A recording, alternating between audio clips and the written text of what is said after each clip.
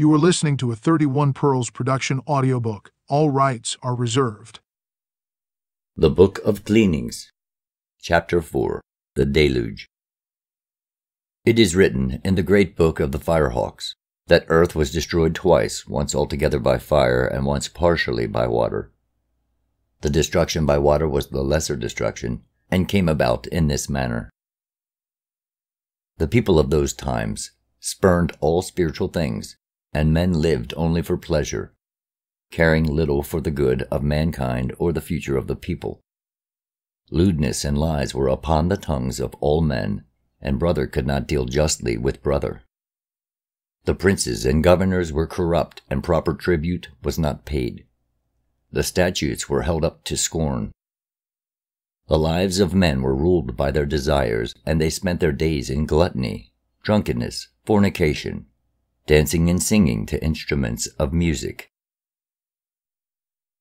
The land was unattended, for men dissipated their strength in unproductive lusts and pleasures. Women lacked shame, for many would cast their glances after one man. Men fought among themselves and even slew one another because of their lusts for worthless women, while the chaste women were not sought. They were even rejected, for men declined the effort of being worthy of them in the eyes of their fathers. Wives were unhonored, and only the women of pleasure commanded the attentions of men. Women were unclean and immodest, and men lay with them shamelessly in the presence of one another. Old women were more lustful than the young ones, while virgins were seduced and corrupted in their childhood. Fathers fornicated before their sons and were admired for their prowess. They made no distinction between their sons and other men, or between their wives and other women. Deceit and violence were seen on every hand. To the east and north were high mountains, upon which dwelt a tribe called the sons of Nezerah, the men of the mountains, who were hardy men and mighty hunters, skillful in the chase and valiant in battle. The men were upright, their wives were faithful, and their sons noble. In their hearts there was no unworthy thoughts, no envy or hate, no malice or deceitfulness. They did not smile before a man's face, uttering smooth words, then when he turned his back reach out to stab him. In their wives and daughters there were no impure longings, and neither cursing or lying was heard among them. The womenfolk respected their men and maintained decency and decorum. Yet they were men with men's ways, abhorring all forms of unmanliness and degeneracy. Therefore the treasures in the cities of the plains and the weakness of the people, to whom these belonged, did not go unnoticed by the sons of Nezerah. So they said among themselves, "Let us go down and do a good deed among these people. Let us show them the ways of men who are strong, making them slaves and possessing ourselves of their goods." This talk continued among the men in the marketplaces and gatherings until they were stirred up to deeds, and they gathered together a war band of fighting men. The mountain men chose leaders from among themselves after their custom, and prepared to fall upon the soft living people of the plains and become their masters. When the chiefs of the mountain men saw what was happening, they became wroth and ordered their men to return to their flocks and pastures. The chief of chiefs stood up before the gathered war band and said, "It is our decree that this thing shall not be done. You must not go down from these mountains bringing the sword against these people. Leave them alone, as rotted fruit is left on the tree to wither and die. Leave them to follow their own ways a little longer, and in the fullness of time they will destroy themselves. Make no widows among your own people. If you go down there carrying fire and sword, you may find a trap laid for you among the flesh pots. The attraction of their pleasure and the temptations of their luxury is, to strong men such as you, like the lure the flame has for the moth. Do not lay yourselves open to destruction, even though the manner of its accomplishment be pleasant. If you must destroy this people, then destroy utterly, so nothing remains. They are many while we are few, and though by the keen, hard-hitting sword we may prevail in battle, yet might we not be lost under a deluge of soft feathers? Will you be wise enough to sup on milk and honey without being drowned in it? For a time the fighting men heeded the words of their chiefs, for they were neither willful nor reckless. But there were some among them who went down to the plains in peace.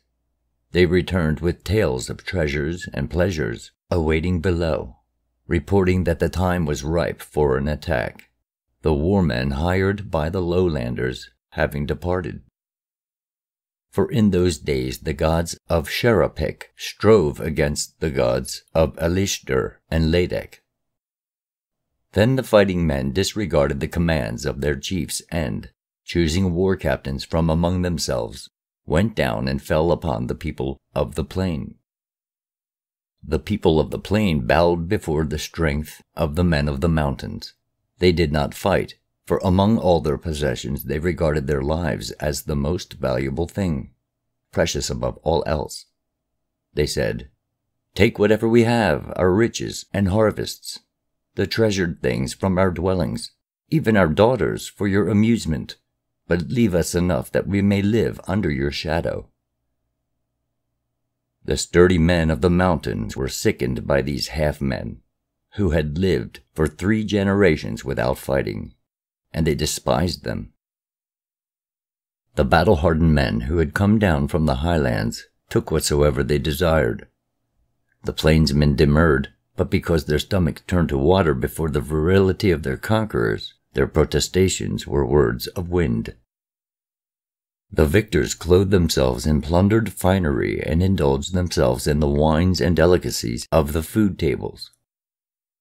They slept in beds of luxury and dissipation, every want being attended to by the vanquished. They learned the ways of sensuality which goes with soft living. And when sated with natural pleasures, some lightened their boredom with unnatural ones. The mountain men saw that the women of the cities were beautiful, but they were not modest, casting their charms before the masters, unashamed. So it followed they were taken, when required, and treated as chattels. The women did not complain, though hitherto they had stood equal with their menfolk. But women's equality with half-men is not something of value. With women like this, the men placed no restraint on their lust and went from excess to excess. The women, rejoicing in the strength and vigor of the men, said among themselves, "Here are men indeed such as we have not known before."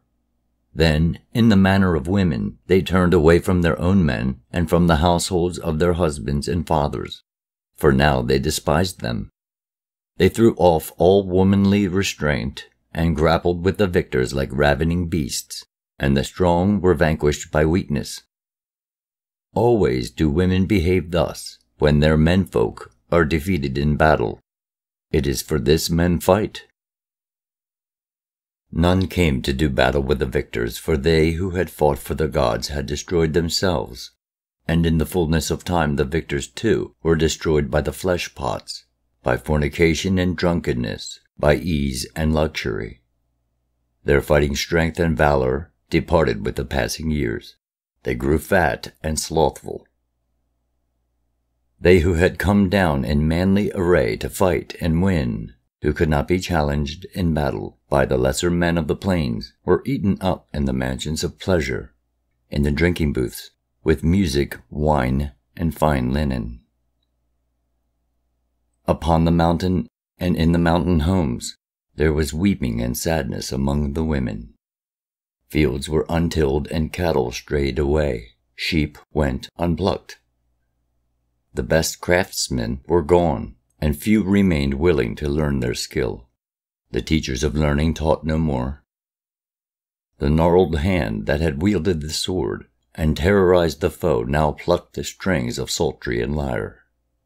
The rough jerkins and corselets were cast off, and now garments were of fine linen, dyed purple and crimson. Men arrayed their softening bodies in gaudy attire, and bathed in scented waters. They rejected their own women for those of the cities whose hands and feet were stained with bright colors, and whose faces were marked with blue. One day from afar off came 3 men of Ardis, their country having been stricken by a mountain burst.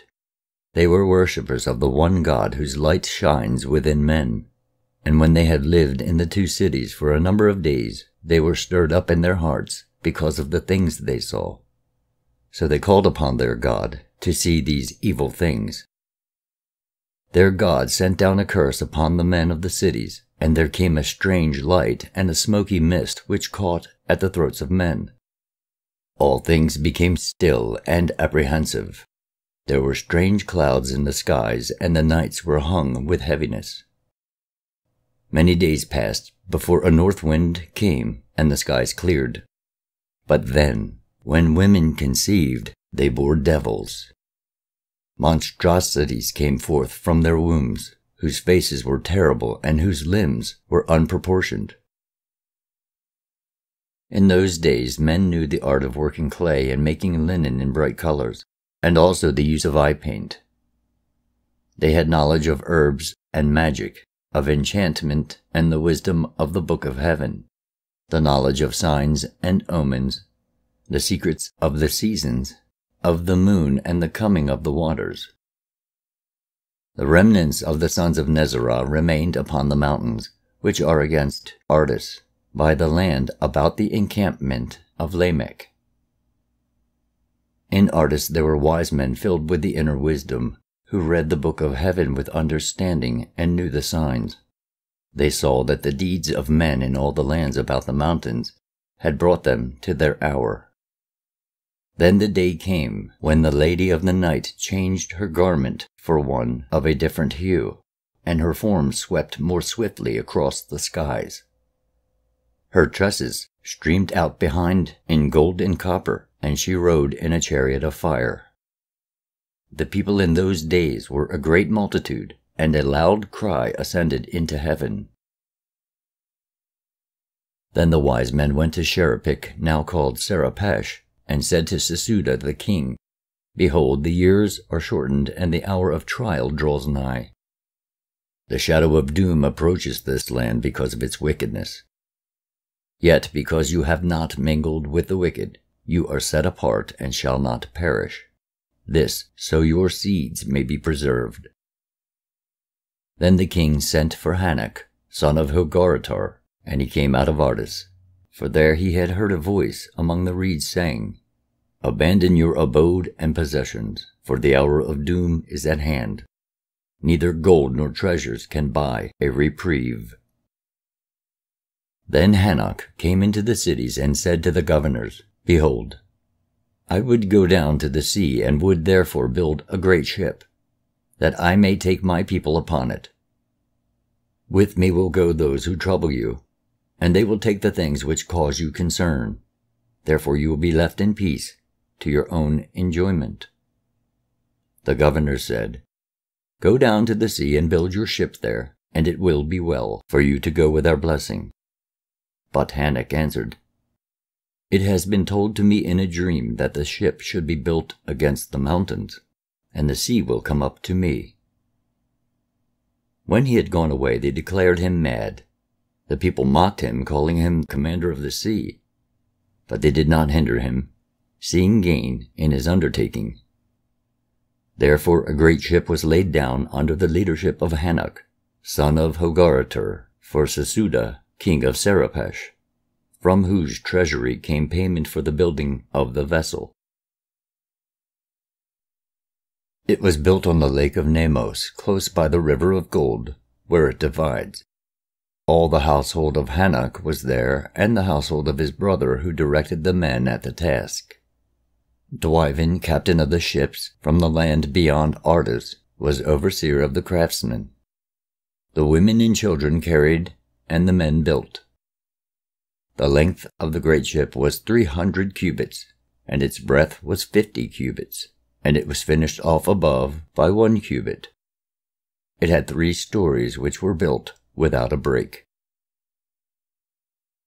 The lowermost was for the beasts and cattle and their provender, and it was laid over with sand from the river. The middle one was for birds and fowls, for plants of every kind that are good for man and beast, and the uppermost one was for the people. Each story was divided in twain, so that there were 6 floors below and 1 above, and they were divided across with 7 partitions. In it were cisterns for water and storehouses for food, and it was built with ascara wood, which water cannot rot or worms enter. It was pitched within and without, and the cisterns were lined. The planks were edged, and the joints made fast with hair and oil.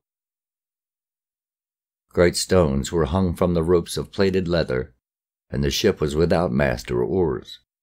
There were no poles and no openings, except for a hatch beneath the eaves above, whereby all things entered. The hatch was secured by great beams. Into the great ship they carried the seed of all living things. Grain was laid up in baskets, and many cattle and sheep were slain for meat, which was smoked by fire. They also took all kinds of beasts of the field, and wild beasts, birds and fowls, all things that crawl, all gold and silver, metals and stones.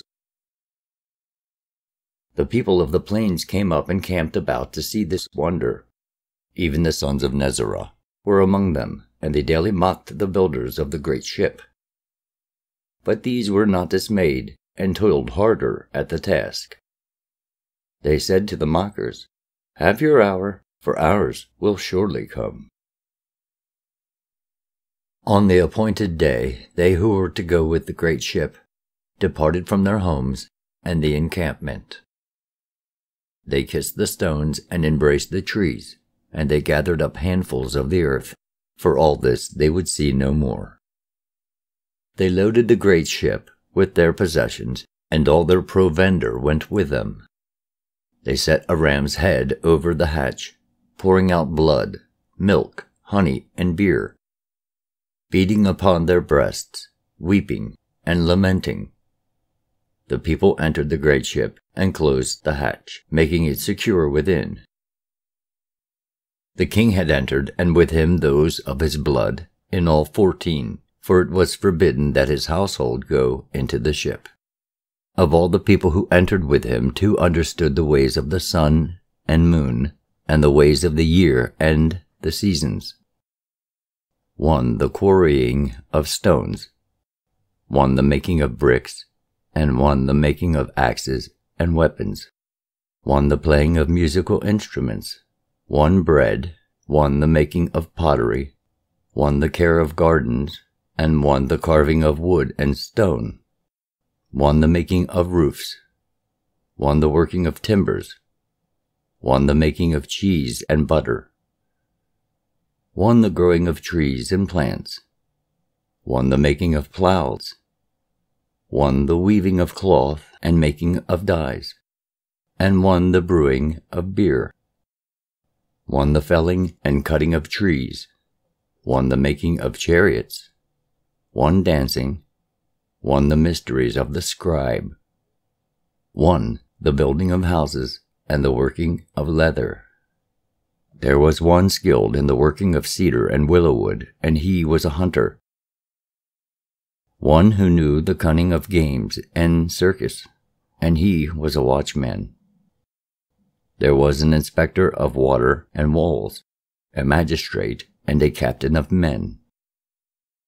There were 3 servants of God. There was Hanok and his brother, and their households, and Dwiven and 6 men who were strangers. Then with the dawning, men saw an awesome sight. There, riding on the great black rolling cloud, came the destroyer, newly released from the confines of the sky vaults, and she raged about the heavens, for it was her day of judgment. The beast with her opened its mouth and belched forth fire and hot stones and a vile smoke. It covered the whole sky above, and the meeting place of the earth and heaven could no longer be seen. In the evening, the places of the stars were changed. They rolled across the sky to new stations. Then the flood waters came. The floodgates of heaven were opened, and the foundations of the earth were broken apart. The surrounding waters poured over the land and broke upon the mountains. The storehouses of the winds burst their bolts asunder, so storms and whirlwinds were loosed to hurl themselves upon the earth. In the seething waters and howling gales all buildings were destroyed. Trees were uprooted and mountains cast down. There was a time of great heat. Then came a time of bitter cold. The waves over the waters did not rise and fall, but seethed and swirled. There was an awful sound above. The pillars of heaven were broken and fell down to earth. The sky vault was rent and broken. The whole of creation was in chaos. The stars in the heavens were loosened from their places, so they dashed about in confusion. There was a revolt on high. A new ruler appeared there and swept across the sky in majesty. Those who had not labored at the building of the great ship, and those who had mocked the builders, came quickly to the place where it was lying. They climbed upon the ship and beat upon it with their hands. They raged and pleaded, but could not enter inside, nor could they break the wood. As the great ship was borne up by the waters, it rolled and they were swept off, for there was no foothold for them. The ship was lifted by the mighty surge of waters and hurled among the debris, but it was not dashed upon the mountainside because of the place where it was built. All the people not saved within the ship were swallowed up in the midst of raging confusion, and their wickedness and corruption was purged away from the face of the earth. The swelling waters swept up to the mountain top and filled the valleys. They did not rise like water poured into a bowl, but came in great surging torrents. But when the tumult quietened and the waters became still, they stood no more than 3 cubits above the earth. The destroyer passed away into the fastness of heaven, and the great flood remained 7 days, diminishing day by day as the waters drained away to their places. Then the waters spread out calmly, and the great ship drifted amid a brown scum and debris of all kinds. After many days the great ship came to rest upon Cardo in the mountains of Ashtar, against Nishim in the land of God.